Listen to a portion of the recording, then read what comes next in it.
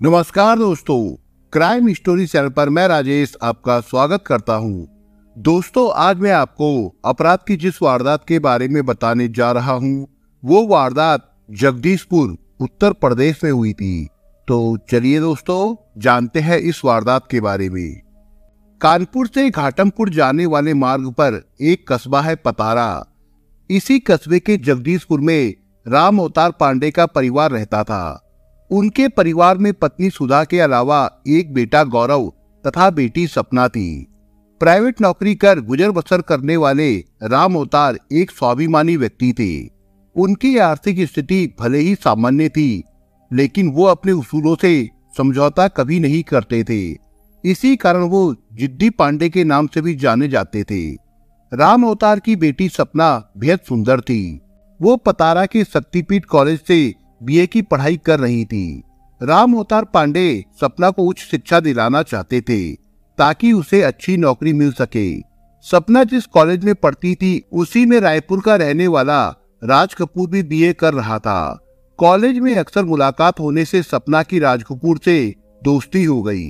सपना और राज कपूर जब भी मिलते देर तक बातचीत करते। राज कपूर अपना कैरियर बनाने के लिए संघर्ष कर रहा था, लेकिन लगातार मिलने से उनके बीच प्यार की कोपलें फूटने लगी। उन्हें महसूस होने लगा कि वे एक दूसरे को चाहने लगे हैं, वे एक दूसरे के लिए ही बने हैं। लेकिन राज कपूर के दिल में एक बात खटकती थी कि वो दूसरी जाति का है। जब सपना को हकीकत पता चलेगी तो कहीं वो मुंह ना मोड़ दे, आगे कुछ गड़बड़ ना हो, ये जानने के लिए एक दिन राज कपूर ने सपना से कहा, सपना, हम दोनों एक दूसरे को कितना प्यार करते हैं ये हम ही जानते हैं, पर मैं आज तुम्हें अपनी हकीकत बताना चाहता हूँ। सपना, मेरी जाति तुमसे अलग है। मैं गुप्ता हूँ और तुम ब्राह्मण। इस जाति भेद के कारण कहीं तुम मुझे छोड़ ना दो, कहीं तुम्हारे घर वाले मुझे तुमसे दूर तो नहीं कर देंगे। राज कपूर की बात सुनकर सपना ने हंसते हुए कहा, राज, तुम्हें पता होना चाहिए कि मैंने तुमसे प्यार किया है, ना कि तुम्हारी जाति से। तुम किस जाति के हो, किस धर्म के हो, मुझे कोई मतलब नहीं है। मैं सिर्फ तुमसे प्यार करती हूँ। सपना की बात सुनकर राज कपूर ने उसे सीने से लगाते हुए कहा, सपना, अब हमारे प्यार में कितनी बाधाएं आए, मैं तुम्हारा साथ नहीं छोड़ूंगा। हमेशा मैं तुम्हारा साथ दूंगा। देखो राज, हमारे प्यार की राह में समाज, परिवार या कोई भी आए, मैं इस प्यार की खातिर सबको छोड़ दूंगी, पर तुम्हें नहीं छोड़ूंगी, सपना ने कहा। उस समय सपना की उम्र 19-20 साल रही होगी।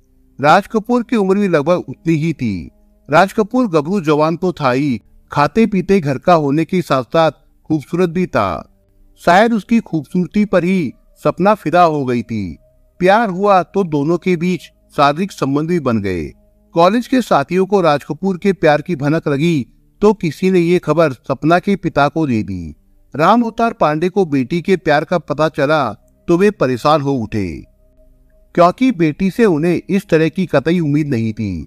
उन्होंने ये बात पत्नी को बताई तो उन्होंने चिंता में कहा, लड़की कुछ ऐसा वैसा कर बैठी तो हम समाज, बिरादरी में मुंह दिखाने लायक नहीं रहेंगे।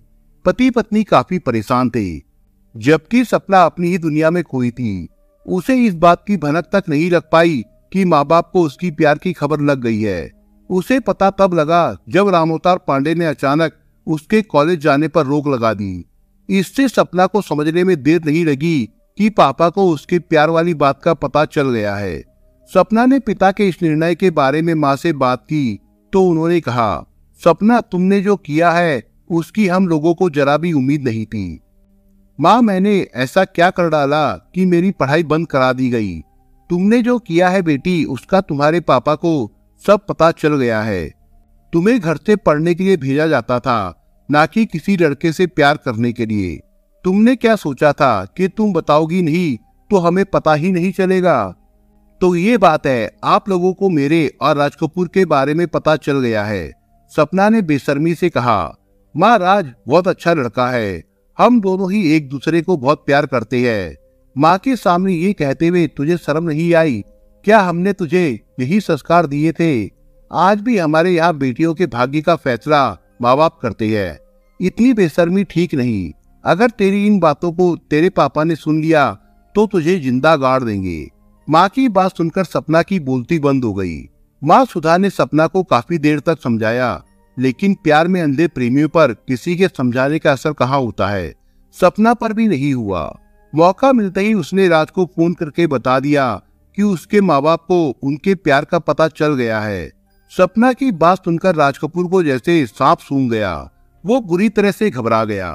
माता पिता ने सपना का कॉलेज जाना व घर से बाहर निकलना तो बंद करा ही दिया था, लेकिन वो उसके भविष्य के बारे में चिंतित रहते थे, जबकि सपना पिंजरे में कैद चिड़िया की तरह उड़ने के लिए व्याकुल थी। वो चोरी छिपे राज कपूर से फोन पर बातें कर लेती थी। राम अवतार पांडे सपना के लिए बेहद चिंतित रहने लगे थे, क्योंकि उन्हें पता था कि सपना ने यदि घर से भागकर शादी कर ली तो उनकी इज्जत मिट्टी में मिल जाएगी और वो कहीं भी मुंह दिखाने लायक नहीं रहेंगे। इसलिए उन्होंने तय कर लिया कि कुछ भी हो वो जल्दी ही कहीं सपना की शादी तय कर देंगे। इसके बाद उन्होंने सपना के लिए लड़का ढूंढना शुरू कर दिया। काफी प्रयास के बाद एक खास रिश्तेदार के माध्यम से उन्होंने ऋषभ नाम के युवक को पसंद कर लिया। ऋषभ के पिता किशोर चंद्र तिवारी कानपुर शहर के कल्याणपुर के सिवली रोड पर रहते थे। वो उत्तर प्रदेश पुलिस में दरोगा के पद से रिटायर हो चुके थे। उनकी पत्नी मधु तिवारी फूड इंस्पेक्टर थी। उनकी असमय मौत हो चुकी थी। किशोर चंद्र व मधु निसंतान थे। ऋषभ को उन्होंने किसी आश्रम से बचपन में गोद लिया था। उन्होंने ऋषभ को पढ़ा लिखा कर योग्य बनाया था। ऋषभ कंप्यूटर का व्यवसाय करता था। किशोर चंद्र तिवारी की आर्थिक स्थिति मजबूत थी। वो करोड़पति आदमी थे। सिवली रोड पर उनका 3 मंजिला आलीशान मकान था। इसके अलावा कई प्लॉट और लखनऊ में भी एक बड़ा प्लॉट था।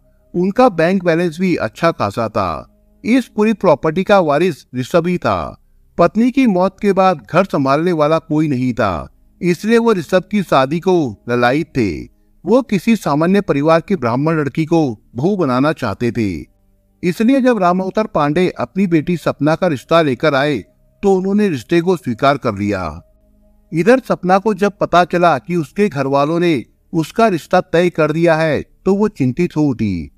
उसने इसका विरोध भी किया, लेकिन जब माँ द्वारा उसे पता चला कि लड़का करोड़पति बाप का बेटा है और सास की भी समस्या नहीं है, वो घर पर एक छत्र राज करेगी, तो उसका विरोध बंद हो गया। उसने तो तय कर लिया था कि वो ऋषभ से नहीं उसकी दौलत से शादी रचा रही है। राज कपूर को जब सपना की शादी तय हो जाने की जानकारी हुई तो उसके आश्चर्य का ठिकाना ना रहा। उसने उसी समय फोन पर सपना से बात की और उसे पतारा के रोड किनारे स्थित हनुमान मंदिर पर मिलने को कहा। कुछ देर बाद सपना मंदिर पहुंची तो राज उसका बेसब्री से इंतजार कर रहा था। उसने सपना को अजीब नजरों से देखा और फिर पूछा, सपना, मैंने सुना है कि तुम्हारी शादी तय हो गई है। हाँ राज, तुमने सही सुना है, लेकिन प्यार तो तुम मुझसे करती हो। तुमने मुझसे शादी करने का वादा भी किया था, फिर किसी दूसरे के साथ शादी क्यों रचा रही हो? राज, ये मेरी मजबूरी है। घर वालों की इज्जत की खातिर मैं ऋषभ से शादी कर रही हूँ। वो मुझे बिल्कुल भी पसंद नहीं है। मैंने शादी का विरोध भी किया था, लेकिन घर वाले नहीं माने। अब मेरा क्या होगा सपना? मैं तुम्हारे प्यार को सपना समझकर नहीं भूल पाऊंगा। राज, तुम परेशान मत हो। मैं जितना प्यार तुमसे करती हूँ शादी के बाद भी उतना ही करती रहूंगी। तुम मेरा पहला प्यार हो, जिससे मैं ताउम्र नहीं भूल पाऊंगी। एक वादा मैं तुमसे और करती हूँ कि शारीरिक मिलन शादी के बाद भी होता रहेगा। इसके लिए मुझे चाहे कोई भी जतन करना पड़े। वैसे भी राज, मैं शादी ऋषभ से नहीं उसकी दौलत से कर रही हूँ। चूंकि सपना शादी को राजी हो गई थी, इसलिए राम अवतार पांडे ने 22 फरवरी 2020 को सपना का विवाह ऋषभ तिवारी के साथ धूमधाम से कर दिया। सपना ऋषभ की दुल्हन बनकर ससुराल आ गई। ससुराल में सपना को जिसने भी देखा उसी ने उसकी सुंदरता की तारीफ की। किशोर चंद्र तिवारी भी सुंदर व पढ़ी लिखी बहू पाकर खुश थे। शादी के बाद बड़े प्यार से सपना और ऋषभ ने जिंदगी की शुरुआत की। सपना ने ससुराल आते ही घर संभाल लिया था। उसने ससुर की सेवा कर उनका दिल भी जीत लिया था। वो सपना पर अटूट विश्वास करने लगे थे। यही कारण था कि उन्होंने सपना को घर की चाबी सौंप दी थी। सपना ने बैंक में खाता खुलवा लिया था और लॉकर भी ले लिया था। इस लॉकर में सपना ने शादी में उपहार स्वरूप मिले लाखों रुपए के जेवरात रख दिए थे। इस तरह सपना ने लगभग 70 लाख रुपए की ज्वेलरी पर अपना अधिकार जमा लिया था। किशोर चंद्र तिवारी बीमार रहते थे। वो शुगर और ब्लड प्रेशर के मरीज थे। सपना उनकी सेवा में लगी रहती थी। खाने पीने व दवा देने का ख्याल सपना ही रखती थी। सपना अपनी इस सेवा के बदले ससुर से कोई ना कोई डिमांड करती रहती थी। ना चाहते हुए भी किशोर चंद्र को सपना की डिमांड पूरी करनी पड़ती थी। सपना ने अपनी सुंदरता के लटके झटके दिखाकर पति ऋषभ को भी उंगलियों पर नचाना शुरू कर दिया था। ससुराल में सपना मोबाइल फोन पर अपने प्रेमी राज से अक्सर बातें करती थी। बतियाने को लेकर उसका पति ऋषभ उसे टोकता तो बहाना बना देती कि वो अपनी सहेली से बतिया रही है। शादी को अभी 6 महीने भी नहीं बीते थे कि राज कपूर सपना की ससुराल आने जाने लगा। उसने सपना से शारीरिक रिश्ता भी बना लिया था। वो प्रेमी राज को ऐसे समय बुलाती जब उसका पति ऋषभ घर से बाहर होता और ससुर गहरी नींद में होते। किशोर चंद्र के मकान में सुरेंद्र सिंह यादव नाम का एक युवक किराए पर रहता था। उसका घर से कुछ ही दूरी पर ही आशा मेडिकल स्टोर था। राज कपूर का घर में आना शुरू हुआ तो उसने सपना से उसके बारे में पूछताछ की। सपना ने उसे बताया कि राज कपूर उसका रिश्तेदार है, लेकिन सुरेंद्र सिंह को सपना की बात पर विश्वास नहीं हुआ और वो दोनों की निगरानी करने लगा। इसका परिणाम जल्दी ही सामने आया। एक दोपहर सुरेंद्र सिंह ने राज कपूर व सपना को रंग रलिया मनाते हुए रंगे हाथों पकड़ लिया। सुरेंद्र को अब असलियत पता चल चुकी थी कि राज कपूर सपना का रिश्तेदार नहीं बल्कि प्रेमी है। इसके बाद सुरेंद्र सिंह भी सपना पर डोरे डालने लगा और उसे ललचाई नजरों से देखने लगा। एक दिन उसने सपना से कहा, भाभी अगर तुम दोनों की असलियत का पता ऋषभ भैया व बाबूजी को चल जाए तो अंदाजा लगाओ कि उन पर क्या बीतेगी। उनकी इज्जत तो मिट्टी में ही मिल जाएगी। इसके अलावा तुम्हारा हाल क्या होगा ये तुम समझ सकती हो। सुरेंद्र की बात सुनकर सपना घबरा गई और गिड़गिड़ाने लगी। नहीं नहीं, उन्हें कुछ मत बताना। मैं तुम्हारी हर बात मानने को तैयार हूँ, फिर चाहे धन हो या तन। मुझे धन नहीं, तुम्हारा तन चाहिए। जिस तरह तुम अपने प्रेमी को खुश रखती हो उसी तरह मुझे भी खुश रखना होगा। मुझे तुम्हारी शर्त मंजूर है। कहते हुए सपना सुरेंद्र के गले लग गई। इसके बाद सपना ने सुरेंद्र सिंह के साथ शारीरिक रिश्ता कायम कर लिया। सपना अब दो प्रेमियों की बाहों में झूलने लगी। राजकुमार का आना जाना पड़ोसियों को भी खटकने लगा था, इसलिए उन्होंने किशोर चंद्र तिवारी व उसके बेटे के कान भर दिए। पड़ोसियों की बात सुनकर किशोर चंद्र का माथा ठनका। उन्हें भी दाल में कुछ काला नजर आया। उन्होंने बहुत सपना को प्यार से समझाया और राजकुमार जिससे वो रिश्तेदार बताती थी उसके आने का विरोध किया। ऋषभ ने सपना पर तीखे सवाल दागे जिससे वो तिलमिला उठी। उन दोनों के बीच में तीखी बहस भी हुई। किसी तरह किशोर चंद्र ने मामला शांत कराया। विरोध व निगरानी के चलते राज कपूर का सपना की ससुराल में आना व मिलना बंद हो गया। अब दोनों की बात फोन पर ही होती थी। कभी कभी वो वीडियो कॉलिंग भी कर लेती थी या फिर व्हाट्सएप के जरिए उससे जुड़ती थी। सपना का प्रेमी से मिलन बंद हुआ तो वो तिलमिला उठी। उसने सारा गुस्सा ससुर पर ही उतारा। अब उसने ससुर की देखभाल कम कर दी तथा दवाई देने में भी लापरवाही बरतने लगी, क्योंकि ससुर ने ही प्रेमी राज के आने का विरोध किया था और निगरानी करने लगा था। ऋषभ को भी किशोर चंद्र ने ही उकसाया था। सपना सावधान इंडिया, क्राइम पेट्रोल जैसे सीरियल टीवी पर देखती थी। एक दिन उसने किसी एपिसोड में देखा कि यदि किसी बीमार व्यक्ति को दवा की ओवरडोज दे दी जाए तो वो ठीक होने के बजाय अधिक बीमार हो सकता है और उसकी मौत भी हो सकती है। क्योंकि सपना के ससुर किशोर चंद्र बीमार रहते थे, इसलिए सपना ने उन्हें दवा की ओवरडोज देने का प्लान बनाया। अब शातिर सपना ने मौत का खूनी खेल शुरू किया। वो दिखावे के तौर पर ससुर की खूब सेवा करने लगी, लेकिन साथ ही शुगर की दवा की ओवरडोज भी देने लगी। सपना का नाजायज रिश्ता मेडिकल स्टोर चलाने वाले सुरेंद्र सिंह से पहले ही था, तो वो उसके मार्फत कुछ ऐसी दवाई भी मंगाने लगी जो फेफड़ों के लिए ज्यादा खतरनाक थी। इन दवाओं के देने से किशोर चंद्र गंभीर बीमार पड़ गए और जुलाई 2022 में उनका निधन हो गया।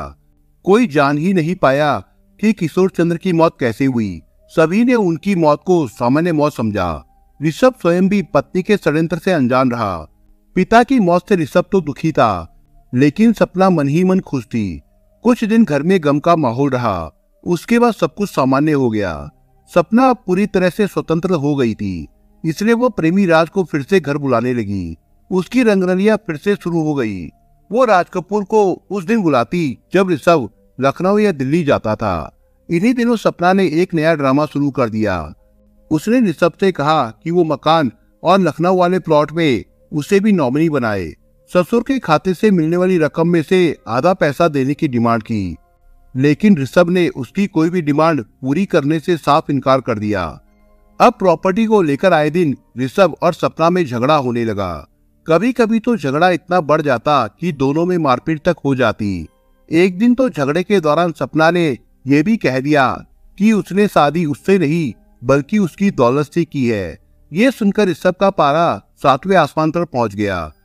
ऋषभ को अपने व्यवसाय के सिलसिले में दिल्ली, लखनऊ व अन्य कई शहरों में जाना पड़ता था। अक्टूबर 2022 में उसे एक सप्ताह के लिए दिल्ली जाना पड़ा। पति दिल्ली चला गया तो सपना ने प्रेमी राज को घर बुला लिया। वो रात को भी वही रुकता और सपना के साथ रंग रलिया मनाता।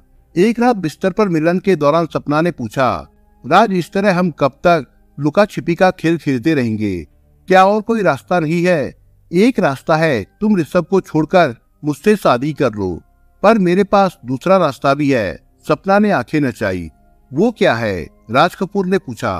तुम ऋषभ को निपटा दो, उसके बाद मैं तुम्हारी हो जाऊंगी और उसकी करोड़ों की प्रॉपर्टी भी हमें मिल जाएगी। हम दोनों पूरी जिंदगी ऐश करेंगे। सपना की बात सुनकर राज कपूर का हलक सूख गया। वो थूक घटक कर बोला, ये काम अकेले नहीं हो सकता, किसी को साथ मिलाना होगा, उसे पैसों का लालच भी देना होगा। तो डरते क्यों हो? दे दो ना पैसों का लालच, सारा पैसा मैं तुम्हें दूंगी। लगभग एक सप्ताह बाद ऋषभ दिल्ली से वापस आया तो पड़ोसियों ने उसे बताया कि जितने दिन वो घर से बाहर रहा उतने दिन एक युवक उसके घर के अंदर अड्डा जमाए रहा। वो रात को भी घर में ही रुकता था। ये सुनकर ऋषभ का गुस्सा 7वें आसमान पर पहुंच गया। घर आकर उसने उस युवक के बारे में सपना से पूछा तो वो साफ मुकर गई। ऋषभ ने जब सख्ती की तो सपना ने बताया कि वो युवक उसका रिश्तेदार तथा कॉलेज में साथ पढ़ने वाला राज कपूर था। ऋषभ समझ गया कि सपना के उससे अवैध संबंध है, इसलिए उस दिन ऋषभ ने सपना के साथ खूब मारपीट की। इस मारपीट ने आग में घी का काम किया। सपना ने पति की हत्या की सुपारी 3 लाख रुपए में अपने प्रेमी राज कपूर को दे दी। राज कपूर की चकेरी में ग्लास की दुकान थी। इसी दुकान पर उसका एक विश्वास पात्र कर्मचारी था, सतेंद्र सिंह। वो भी रायपुर का ही रहने वाला था। उसने सतेंद्र सिंह को सारी बात बताई और अपने साथ मिला लिया। पैसों के लालच में सतेंद्र सिंह अपने मालिक राज कपूर का साथ देने के लिए राजी हो गया। लगभग 50,000 रुपए उसने सपना से सतेंद्र सिंह को दिलवा भी दिए। इसके बाद राज कपूर और सतेंद्र सिंह सपना के पति ऋषभ की हत्या करने के लिए उसका पीछा करने लगे। लखनऊ आते जाते वे दोनों उसका पीछा करते, लेकिन उन्हें मौका नहीं मिलता। आने जाने की सूचना सपना ही प्रेमी को देती थी। 27 नवंबर 2022 की सुबह सपना को पता चला कि शाम को उसका पति ऋषभ एक शादी समारोह में शामिल होने चकनपुर पंचायत घर जाएगा। उसने इसकी जानकारी अपने प्रेमी राज कपूर को दे दी और पति की स्कूटी का नंबर भी नोट करा दिया। सपना ने फोन पर राज कपूर से कहा कि आज उसका काम तमाम हो जाना चाहिए। इंतजार करते करते मैं थक चुकी हूँ। ऋषभ रात 8 बजे अपने दोस्त मनीष के साथ चकरपुर पंचायत घर पहुंचा। उसने स्कूटी पंचायत घर के बाहर खड़ी कर दी। कुछ देर बाद राज कपूर भी सतेंद्र सिंह को साथ लेकर बाइक से चकरपुर पहुंच गया। वहां उन दोनों ने सुबह से ऋषभ की स्कूटी पंचर कर दी। रात 10 बजे ऋषभ और मनीष खा पीकर शादी समारोह के बाहर आए तो देखा कि उनकी स्कूटी का पहिया पंचर है। पंचर बनवाने के लिए वे स्कूटी पैदल ही हाईवे तक लाए। वे जैसे ही शिवा होटल की तरफ चले तभी घात लगाए बैठे सतेंद्र व राज कपूर ने ऋषभ पर चौपट से कातिलाना हमला कर दिया। ऋषभ की गर्दन व कंधे पर गहरी चोट लगी थी और वो वही खून से लथपथ होकर गिर पड़ा। मनीष ने थाना सचंडी पुलिस को सूचना दी तो एसएचओ प्रद्युमन सिंह पुलिस दल के साथ वहां आ गए। उन्होंने घायल अवस्था में ऋषभ को हेल्थ अस्पताल में भर्ती करवाया। मनीष की सूचना पर ही सपना भी अस्पताल पहुंच गई और उन्हें पीटने का नाटक करने लगी। कुछ समय के बाद ऋषभ को होश आया तो सपना ने उसे कानपुर के चर्चित मधुरा नर्सिंग होम में भर्ती करा दिया। रात में राज कपूर ने सपना को मैसेज भेजा कि काम हो गया। जवाब में सपना ने मैसेज किया कि वो तो बच गया है। दूसरे रोज सपना ने अपने पड़ोसी रामकिशन के खिलाफ पति पर जानलेवा हमला कराने की रिपोर्ट दर्ज करा दी। सपना ने एसएचओ प्रद्युमन सिंह को बताया कि रामकिशन विश्वकर्मा से उसका पैसों के लेन देन को लेकर विवाद चल रहा है। इसी रंजिश में उसने हमला करवाया है। ऋषभ लगभग 3 दिन तक मदुराज नर्सिंग होम में रहा। उसके बाद उसे छुट्टी मिल गई। ऋषभ की जान बच गई तो उसने पति को मारने के लिए बी प्लान तैयार किया। इस प्लान में उसने प्रेमी राज कपूर व मेडिकल स्टोर संचालक सुरेंद्र सिंह को शामिल किया। उसने जिस तरह दवा में ओवरडोज देकर ससुर को मारा था, उसी तरह पति को भी मारने का जतन करने लगी। सपना ने ऋषभ को दवा की ओवरडोज देनी शुरू कर दी। ऋषभ शुगर का मरीज भी था, फिर भी सपना ने उसे ग्लूकोज का इंजेक्शन लगवा दिया। मेडिकल स्टोर संचालक सुरेंद्र सिंह यादव सपना का आशिक था। वही सपना को ऐसी घातक दवाइयां मुहैया करा रहा था जिससे उसके पति ऋषभ की किडनी तथा लीवर में इन्फेक्शन फैल जाए और उसकी मौत हो जाए। मौत के इस खेल में सपना का प्रेमी राज कपूर भी सहयोग कर रहा था। 3 दिसंबर 2022 को ऋषभ की हालत बिगड़ी तो सपना ने प्रेमी राज कपूर को व्हाट्सएप मैसेज भेजा कि ऋषभ की हालत बिगड़ रही है, उसकी समझ में नहीं आ रहा है कि वो क्या करे। इस पर राज कपूर ने जवाब भेजा कि वो ऋषभ को लेकर किसी अस्पताल भागे, इलाज का नाटक करे, जिससे सभी को लगे कि उसकी बीमारी से मौत हुई है। इसके बाद सपना ऋषभ को लेकर हेल्थ अस्पताल गई, जहां उसकी मौत हो गई। क्योंकि 5 दिन पहले ऋषभ पर जानलेवा हमला हुआ था और उसकी पत्नी सपना ने पड़ोसी रामकिशन के खिलाफ रिपोर्ट भी दर्ज करवाई थी, इसलिए शक के आधार पर एसएचओ प्रद्युम्न सिंह ने ऋषभ के शव का पोस्टमार्टम कराया। लेकिन पोस्टमार्टम रिपोर्ट चौंकाने वाली थी। पोस्टमार्टम रिपोर्ट में ऋषभ की मौत प्राणघातक हमले में आई चोटों से नहीं, बल्कि लीवर और किडनी में इंफेक्शन होने से हुई थी। पोस्टमार्टम रिपोर्ट की जानकारी एसएचओ ने पुलिस अधिकारियों को दी तो डीसीपी विजय डूल तथा एसपी निशांत शर्मा घटनास्थल पर मौका मुआयना करने पहुंच गए। इसके बाद उन्होंने ऋषभ की संदिग्ध मौत की जांच हेतु एक पुलिस टीम गठित कर दी। इस गठित पुलिस टीम ने अपनी जांच ऋषभ पर हुए हमले से शुरू की। सर्विलांस के जरिए जब टीमों ने हाईवे घटनास्थल पर घटना के साथ एक्टिव मोबाइल नंबरों को खंगाला तो पता चला वहां पर आरोपी रामकिशन का मोबाइल एक्टिव नहीं था, लेकिन 2 अन्य संदिग्ध नंबर एक्टिव थे। पुलिस ने उन नंबरों की कॉल डिटेल्स का मिलान मृतक ऋषभ की पत्नी सपना की कॉल डिटेल्स से किया तो पता चला कि एक नंबर पर सपना की बात होती थी। घटना के कुछ देर बाद ही उससे सपना को कॉल की गई थी। पुलिस ने उस नंबर की छानबीन की तो वो नंबर रायपुर निवासी राज कपूर का निकला। पुलिस ने जब राज कपूर की छानबीन की तो पता चला कि वो सपना का प्रेमी है। सपना की उससे शादी के पहले से प्रेम संबंध है। शक के आधार पर पुलिस ने सपना और राज कपूर को पकड़ा और सख्ती से पूछताछ की तो दोनों टूट गए और ऋषभ की हत्या का जुर्म कबूल कर लिया। सपना ने बताया कि उसने पति की हत्या के लिए 3 लाख की सुपारी प्रेमी राज कपूर को दी थी। उसने अपने कर्मचारी सतेंद्र सिंह के साथ ऋषभ पर हमला किया था, लेकिन जब उसकी जान बच गई तो उसने पति को दवा की ओवरडोज देकर मार दिया। दवाइयां उसे आशा मेडिकल स्टोर संचालक सुरेंद्र सिंह यादव लाकर दिया करता था। सपना के बयान के आधार पर पुलिस टीम ने सतेंद्र सिंह व सुरेंद्र सिंह को भी उनके घरों से गिरफ्तार कर लिया। राज कपूर व सतेंद्र की निशानदेही पर पुलिस टीम ने हमले में प्रयोग किया चौपड़, बाइक तथा सुआ बरामद किया।